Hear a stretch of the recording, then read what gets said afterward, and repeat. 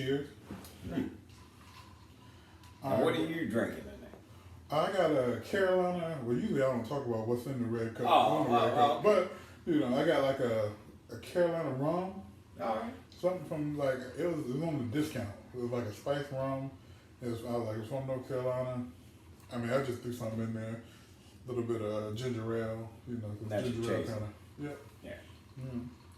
So hey, welcome to Redd Couch on the Redd Couch. Thank you. Introduce yourself. I'm Brian Granger, local comedian out of Wilmington, North Carolina. House resident of Dead Crow Comedy. And yeah. What's up? And thank you for coming out here, man. Thanks for having me. Hey, well, you are like inspiration. I was telling you this online. I don't even think you knew this. For half of the name of the show. Right, and I wanted to know how I became. Was it because I was so drunk? Probably. No. So all right. So backstory. Friends of the show. Matter of fact, been on the show. Battle. When I was doing an event, recommended Brian to be a comedian on an event. Brian killed it. He came out. He didn't. Wasn't a lot of people there. I admit it. And for someone as a promoter, promoted shows for many years.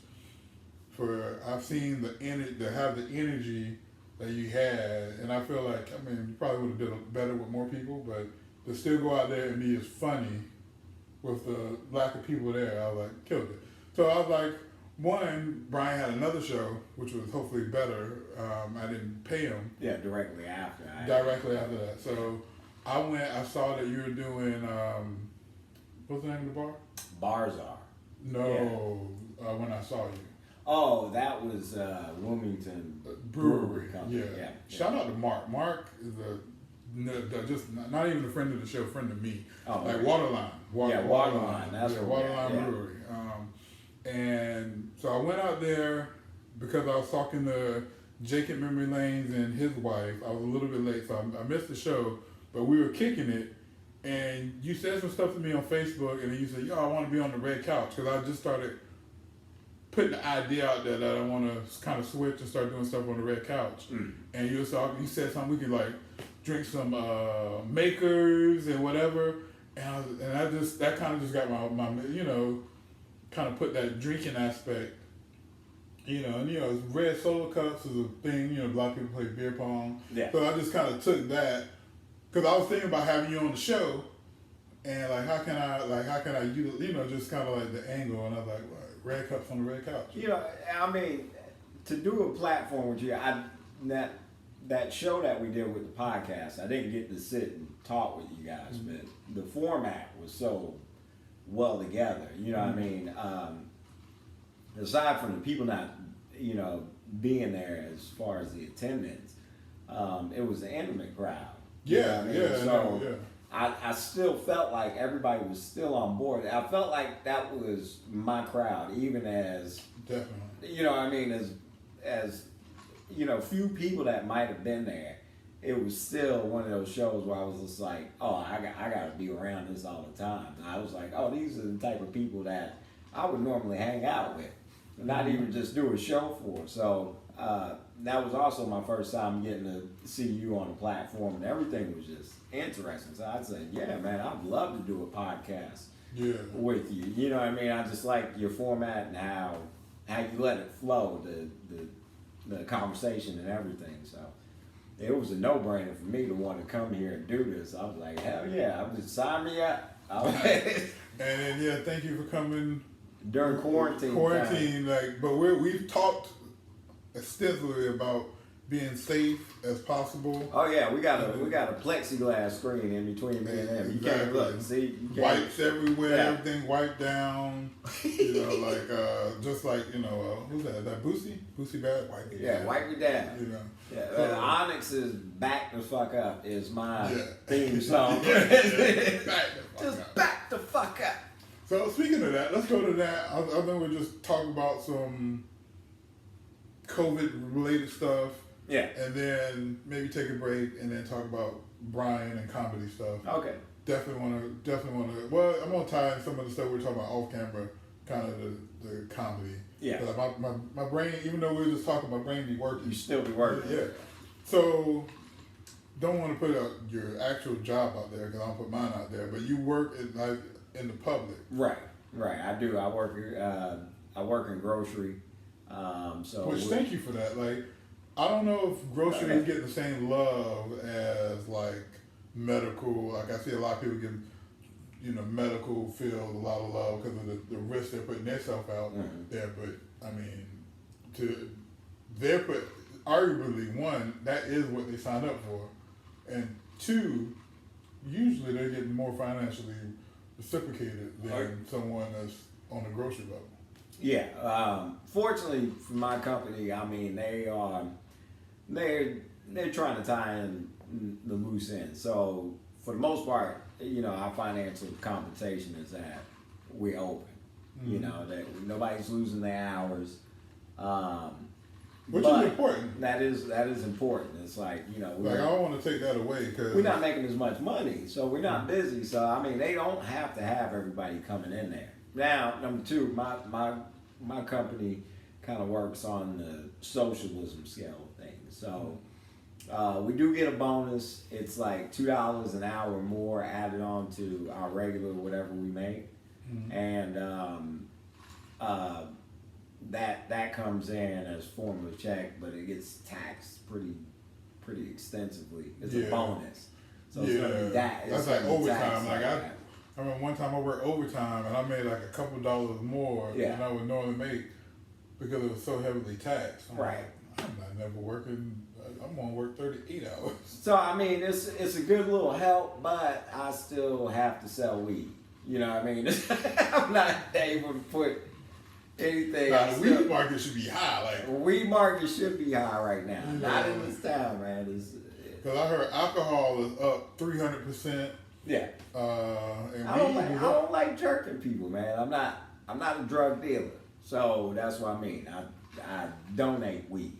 Yeah. Medicinal tradesman. Yeah. But it is what it is. I'm not gonna be charging people COVID prices. Everybody tries to throw a little angle. But speaking of COVID prices, and you work at a grocery store, like I paid, and I don't know if I talked about this on the pod with my brother, but I paid $25 for that, and I still got the receipt. Yeah, you gotta take that back. Can we bring it over here? Can I bring it over here? If you want to, yeah. Yeah, because I mean, you gotta see the point of reference. I ain't never paid. I paid that for about 100 rolls from Costco. You know what I mean? Costco or Sam's Club got the big box. So this says equal to 64 rolls. Well, I mean, as far as paper, but it's 16 rolls. Oh. Yeah, they price gouge the fuck out of that. That's not Like 25, like 24.90. It was after taxes like 20 something, 25, 24 something. Because when I picked it up, it said it was under a thing that said $9.99. And I paid like in my mind, and it's like I was in the self checkout. Those are big rolls of toilet paper. I don't know. I mean, that's what they call it. I don't think it was price gouge, but I think because it was name brand and it was a higher end store. Not quite as high end as yours, but as far as Wilmington. 2-ply. My store's not high end. Yeah, but people can put your store in up there with like Whole Foods. No. It's actually, I never shop at your store. It's actually a lot cheaper to shop at my store. Well, This right here, like I want to meet Mr. Sharman and shove one of these rolls up his ass. Always for charging people $25 for that shit. And it's like I had to think if I wanted to actually keep it. Like you had to register. You like that. Hold on. What did that? And it's like I had to so I thought well, one, I gotta get somebody to unscan it. I got all these other people. Does it tickle my balls while I wipe? And I was like, what if I actually run out of toilet tissue? Then so I was like, it don't go bad. So I was like, I wanna. And shoot, one of my homeboys already offered to buy it from me, so I could, I was like, that made me feel a little for bit the better. dollar amount. Yeah. He was like, I'll pay you $25 for all that toilet tissue. One of my homeboys that knew about it, and I would still sell it to him. I was thinking about halving it up. I got sell them 8 for like $12.50. Double up. Yeah. Just quadruple. Yeah. Well, no, I spent 25 for 16, so I'll sell them 8 for $12.50. Bust it down the middle. Okay. Yeah. I don't know. But anyway, so how do you?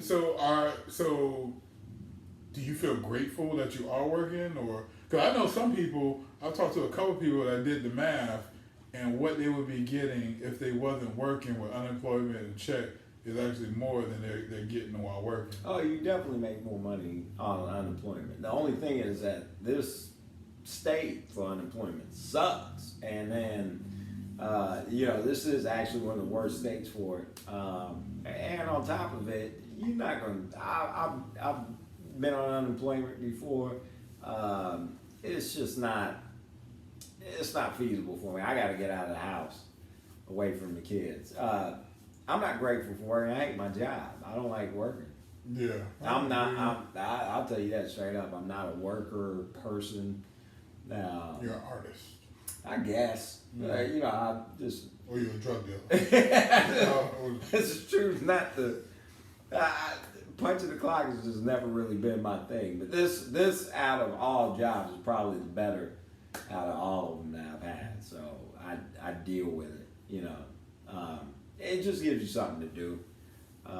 Yeah, I am, because usually I have that mentality when it comes to my job.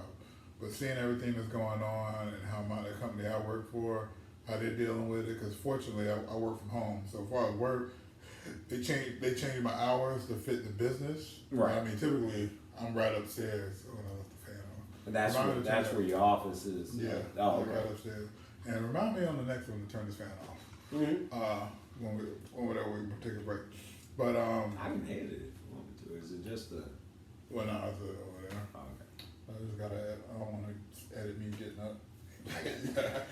Anyway, I'm grateful. I am for the first time. I'm grateful to have a job, and because I hate my job, but I like the company I work for. Mm. My job sucks. Right.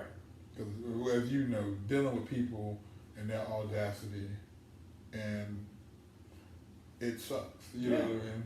So like customer service, people, and it's usually people that ain't been where you've been at. Yeah. Like I've never worked in the grocery store, but I worked in customer service, so I'm not gonna be demanding. If you're helping me, I'm grateful that you're helping me. Right. But everybody's not like that. Not everybody's like that. I mean, even the subtleness of the nice things that people are. Some people overappreciate it while I'm working. You know what I mean? It's like, hey, look, I just work here. You know what I mean? Like, you ain't got to put all the extra on it. Yeah, I don't got no stock. Right. Yeah, you ain't got to try to make my day better. Or you got the complete opposite. You get the curmudgeon that comes in there. I mean, that's very rare. More now. I've dealt with 2 people today. One lady came in and sent one of the cashier girls home crying because she blew up on this girl because she said that she touched her face. I didn't see the girl touch her face. But people touch their face on, it's just a reaction. You don't even think about it. This lady came in and she was like, it ain't like she touched her face. She touched her own face. She was like, out of all this, and look, I just touched my face, Father. And she was like, out of all this stuff going on, you gonna touch your face and then try and bag my throat? I mean, just went off on her. And that girl had to take that. You know what I mean? I had a lady today come in, and I was there was a Stevie Wonder song on the satellite radio, and it was that song, that girl, that girl is poison. Well, no. Well, that song came on, and I was joking with the cashier because this lady was probably in her 70s, pushing 80, and I told her, I was like, did you know that this song was actually a sample in a Tupac song, and I was talking to the older lady. She was like, I don't know who Tupac is. I'm just old. And how the hell you don't know who Tupac and is? after a while, she told me, That's like saying you don't know who. Like if a young person didn't know who Elvis was, a young person should know who Elvis is, as an old person should know who Tupac is. Right. And she told me, she said, could you tone down your blackness? Well, she said your energy, because it's a very negative time and you're making me anxious. Yo. And I was like, well, I could rob you like I used to, but I'll definitely. Oh man, I used to work retail. I used to work since I don't work there no more, I used to work at Best Buy. And that reminded me of a story. A woman came in talking about Hootie Darius Rucker. Oh, yeah. And she was like, she used the C word. She said colored. Ah. And I'm like, who says that? You don't even know how to react to that. I can't remember if she said for a color guy or something about being, just the fact that she said reference Darius Rucker and colored guy to a black man. And it just flew off, came out so normal. Like, do you have when you go out in public, are there water fountains that are specifically designed for? Are you still living in Jim Crow County? Where the hell do you live at when they talk like that? And color to me is such like your face turned all kind of colors. Yeah. How dare you? Yeah, my face says I'm Same. brown. Yeah. Brown when it's cold, brown when I'm mad, brown when I'm hot, brown. Yeah. You might be a little darker brown, but brown. Yeah. Brown in the morning, brown at night. Put makeup on, still brown. Yeah. You get that. I mean, certain people don't even notice some of these things that they might end up saying. I was in Buffalo Wild Wings, and this running back made an incredible play. As far as like just screaming through so many different defenders, just sliding all over the field. Me and a lady and her daughter was in Buffalo Wild Wings, and she said, just look at him, how he juke and jive all through. I was like, God. Or, she said shuffle and jive through the defender. I'm like, that's not racist, but the way you said it and coming out of your face made it racist for some reason. Yeah, I it's don't all know. about the context. I just took offense when you saying he shook and jive. That's what it is, shook and jive. I'm like, bitch, don't you ever. Oh. So ultimately, how are you prepared dealing with the COVID and coronavirus as a whole? Like, how is that affecting your mental well-being? Mentally, I'm already losing it. It's not getting any better for me right now. I'm buying shit impulsively. Me too. Yep. Like drinking during the day. I haven't done that yet, except for when I'm recording. Oh no! As soon as I get off work, because I get off early. I get off work usually around noon or 1 o'clock. So I get in the house and I turn up as soon as I get in the house. Fortunately, I haven't done that yet. You still got to work. Yeah. Yeah. I'm off of work. But I get off. I work 12 to 9. So right. You would think, and you seen the bar. I wouldn't have that bar if I was doing that because it would be gone. Yeah. But I don't know. I just drinking. I'm touching my face. It's not my go-to. Oh, okay. Yeah. But I have been while I'm working, I'll be scrolling and on Amazon or I'm a fat guy, so I've been I just caught 8. I got 8 shirts for $100 and some change. That would have normally been $300. I had a coupon and it was buy one get one free. And I was like, well, shoot, I'm doing this. So that's it's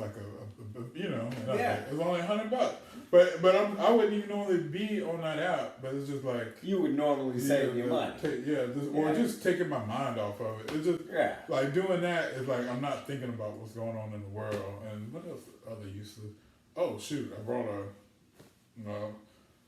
for this, and I guess most of it at least been good because it's kind of been show. But I brought a damn iPad Pro. Like I Oh, okay. So yeah.